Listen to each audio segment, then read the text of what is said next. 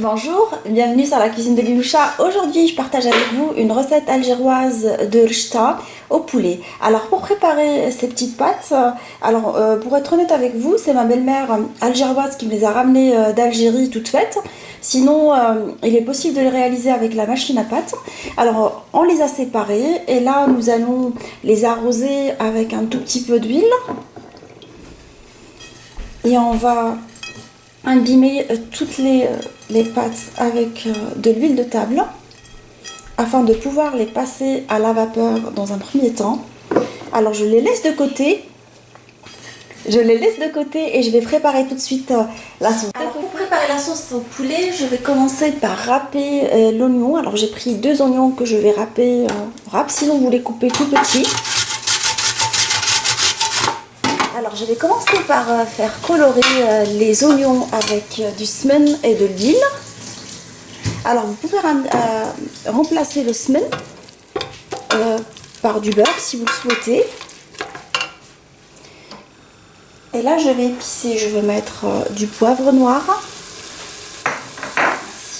Je vais mettre de la cannelle. Et je vais saler tout ça. On va réajuster le sel par la suite, une fois qu'on va goûter la sauce. Et là, je laisse mes oignons jusqu'à ce qu'ils soient translucides dans cette sauce. Une fois que les oignons ils ont pris une coloration dorée, je vais rajouter de l'eau.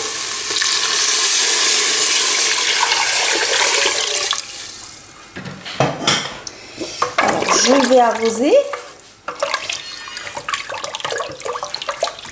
Je mets des pois chiches trempés la veille. Et je vais fermer ma marmite sous pression pendant une trentaine de minutes, histoire de faire cuire les pois chiches. Alors j'ai ouvert la marmite après 30 minutes de cuisson des pois chiches. Et là je vais mettre un bâton de cannelle. Je rajoute des morceaux de poulet.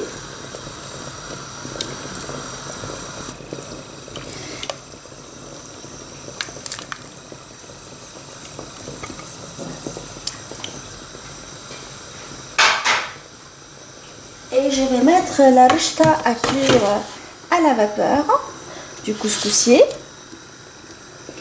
Et je la laisse pendant un quart d'heure jusqu'à ce que la vapeur s'échappe correctement. On va le faire 3 fois en fait. On va cuire la rchta pendant 3 fois.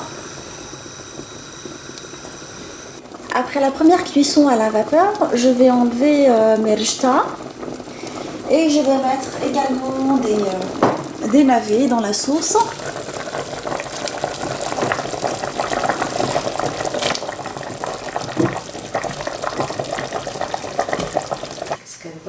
Alors je vais la verser dans l'assiette.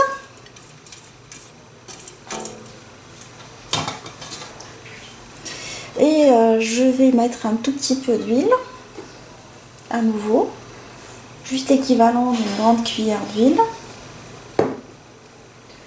Et je vais l'arroser avec un tout petit peu d'eau, en fait, juste pour pouvoir l'hydrater. Et ouvrir toutes les rchta.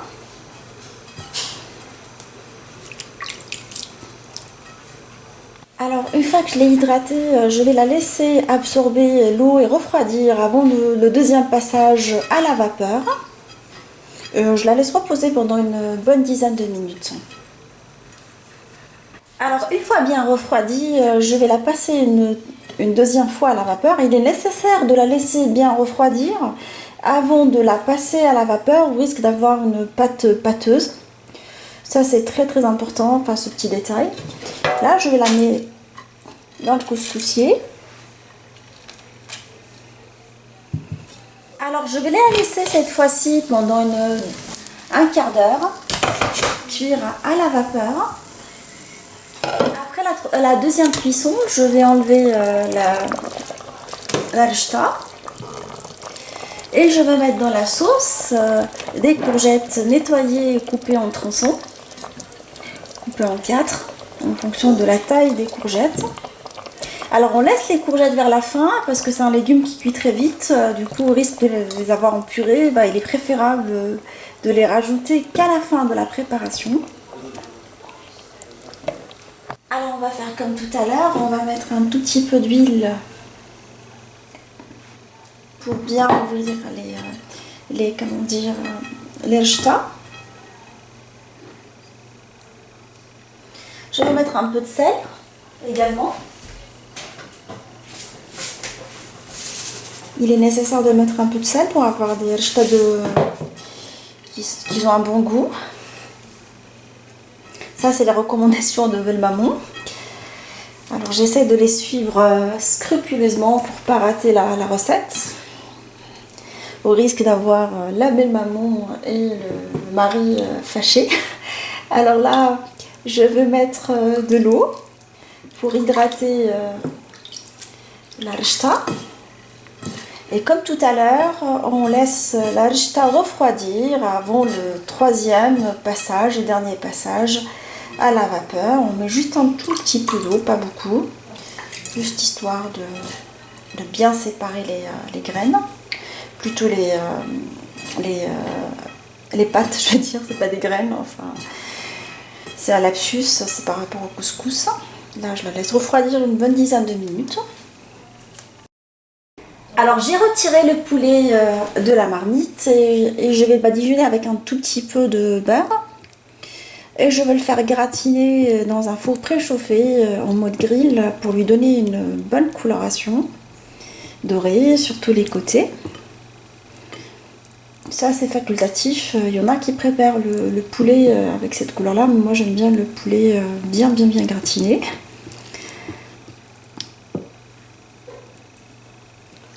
Je laisse juste une bonne vingtaine de minutes prendre une jolie coloration étant déjà cuit.